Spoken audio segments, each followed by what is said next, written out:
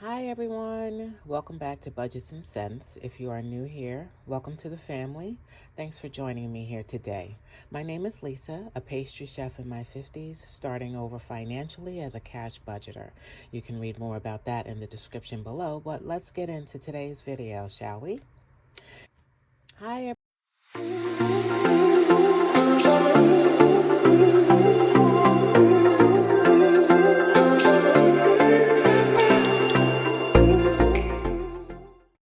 Today I will be stuffing my sinking funds binder. It's been a while, and I needed to start adding some money there to start building up my sinking funds. If you don't know what sinking funds are, I'll give you a small description of what it is, and then basically it's kind of like you can interpret it how you want, because sinking funds are basically like small accounts that you save money towards that you have a specific goal for. So for example, if you're trying to build up your emergency fund, or you have a car maintenance fund that you'd like to contribute to, things of that nature, things that you wouldn't normally just keep that money lying around in your account, but if you segment off money for it, then you'll always have money available for that specific fund. Okay. So I do have, in the beginning when I first started budgeting, I had so many categories and it was so overwhelming to me. So I kind of like created it, and this is basically what the community does as well, is create like high priority sinking funds and low priority sinking funds.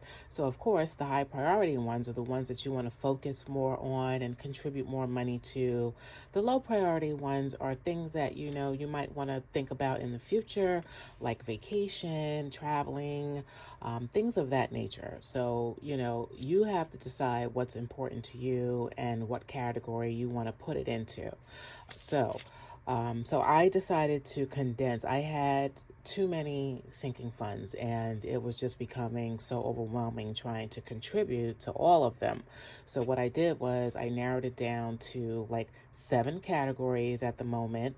That could go up, that could go down at any time. But right now, I feel like I'm more comfortable in this zone where it's no more than 10 sinking funds. So right now I have 7 in this binder that I am contributing to. Some of them have money, some of them don't, but I am deciding today that I'd like to start focusing on that.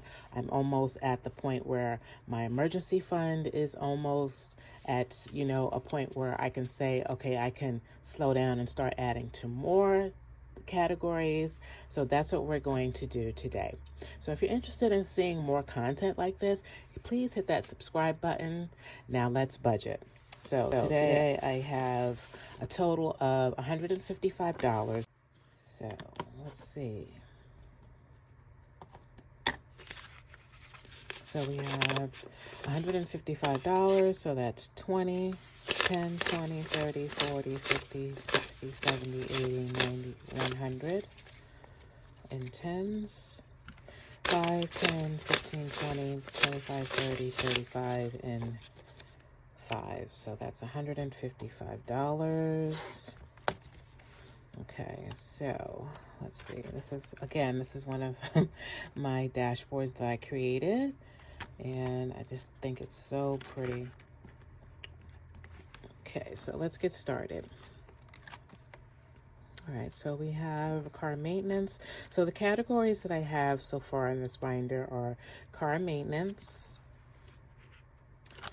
emergency fund, medical RX, which is for like my prescriptions, any co-pays that I may have when I go to see my doctors, month ahead, retirement, savings, and self-care. And here is another dashboard in the back of the binder. Okay, and these are available in my shop. The link is below. So for car maintenance, we are going to be stuffing $20, I believe. Yes, $20 for car maintenance. So that's 10, 20. And right now I have 1,000 in the bank. and 110 in here. So it's, let's see what we have. We have 100, 10, 20, 25, 30. So that's correct. We'll be adding, and that'll make it $1,110. And I will update my trackers. I think I'm going to update them after the video, but right now I have a total of 1,110, 20, wait a minute, 1,110, 20, 25, 30. Yes, because I'm adding 20 today to car maintenance. Okay, emergency fund is getting $40. 10, 20, 30, 40, 10, 20, 30, 40. And I have 600 in the bank. So we have 600, 7, 8, 10, 20, 30, 40, 840 total. Yep, in emergency fund. And I'm going to be adding some more into my emergency fund. I have some money that has to be added next week. So I'm trying to get to at least the first $1,000, and then, you know, I can start adding a little more to other areas. But I was really trying to build up the emergency fund. This is the one thing that I want to be able to at least say I've accomplished. My goal is to try to get at least $2,000 to $3,000 saved in my emergency fund.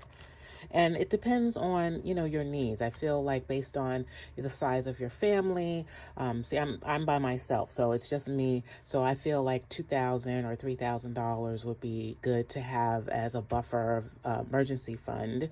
But of course, I will continue to contribute to it because I also want to contribute to my savings account as well. So Medical RX is getting $20. So currently we have, so Medical RX has 1, 2, 3, 10, 20, 40, 45, 50, I'm sorry, that's 70, I believe. So it'll be 100, 200, 300, 20, 40, 60, 65, 70. So 370, yes, that's correct for Medical RX. And again, this is for like the co-pays for my prescriptions, and I do have a FSA account with my employer, which I also use, but sometimes I like to just save that money for like my eyeglasses, because I do wear contacts and eyeglasses. So I like to use the FSA for like higher costs or higher things that I have to pay for medical wise. So this fund I keep for, like, you know, the prescription co-pays, my doctor visits, and so forth. So, you know, I'm covered all the way around. You know, I really don't want to accumulate any more medical debt. Of course, I told you my journey consists of trying to pay off not only consumer debt, but medical debt as well. Okay, so month ahead is not getting anything. Right now, I believe there's 650 in the month ahead. Okay, retirement is getting 25. 25. And so right now I have 1,000. Let's say 1,000, 1, 2, 3, 20, 30, 45, 1,145, 1,000, 1, 2, 3, 20, 30, 45, 1,145. Right? Am I losing my mind? 1,000, 1, 2, 300, 20, 30, 45, 345. Okay, so 1,345 in retirement. And this money that it has the cash place marker is money that is already in either my Roth IRA, also my 401k, and I do have like a small investment folder where I've started buying stocks. So again, we'll cover that in later videos, but that is something that, I was told that, as far as my age, if I start doing it now, maybe I'll have something nice accumulated for myself when I retire, or just as a cushion. So it's definitely a good idea to try to find like a guru, these investment gurus on Instagram that can provide a lot of knowledge. I'm serious. Like, I was really astonished at the amount of information that is available to us that wasn't available to us, growing up, Gen Xers, 50s, in our 50s and 60s. So I'm really glad to see that I have like options, and I believe that investing at the moment, especially now since the interest rate is going down, it's going to be a good time to try to do some investing. All right, so that's retirement and savings. Let's see, $25 I'm adding to savings. Let's see, 5, 10, 15, 20, 25. So 25, 5, 10, 15, 20, 25 in savings. And right now I have, let's see, so it's 5, 15, 16, 5, 10, 15, 20, 25, 16, 25 in savings. And this is in my high yield savings account.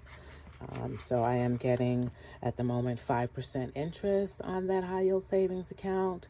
And if you'd like to sign up with them, you can get a 5, I believe it's 0.5% extra interest rate if you use my referral code to sign up with Wealthfront. They have the interest rate is 5.5% for the first 3 months if you sign up, and then it goes down to 5%. So I've had this account for about a year now, and it hasn't gone down. It's like still at 5%.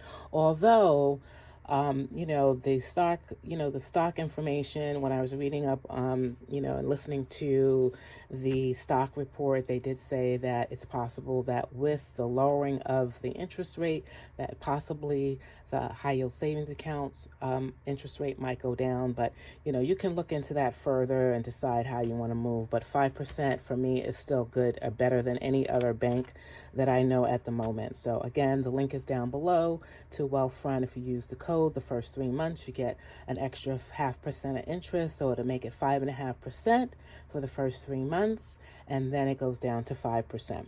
So self-care is getting 25.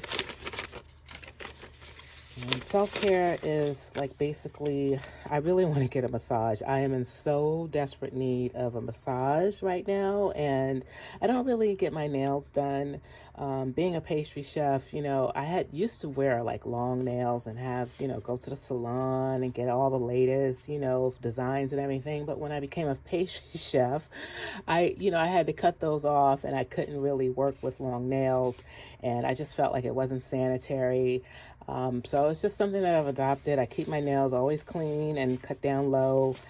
So I don't have any desire to go back to, getting my nails done. I go to a barber, so I do allocate that money. I just keep that money in my account. So when I get my hair cut, that money is always there. So I don't stuff for that. So that money is already in my account to be used when I go to the barber to get my little shape up. So 25 for self-care, and self-care can really be basically whatever you want it to be. I mean, you can define what self-care is. You know what I mean? So we have a total of 125 in self-care. And a facial. I want to get a facial as well. All right, so that is it for the Sinking Funds binder. This binder is also available in my shop. The link is down below. So that's what I have for you today, guys. I would love to hear from you. So don't forget to like, comment, and share this video. Thank you so much for stopping by today. And I want to thank all of the new subscribers that are joining us to our family. I appreciate you so much. Until next time, see you in the next one. Bye.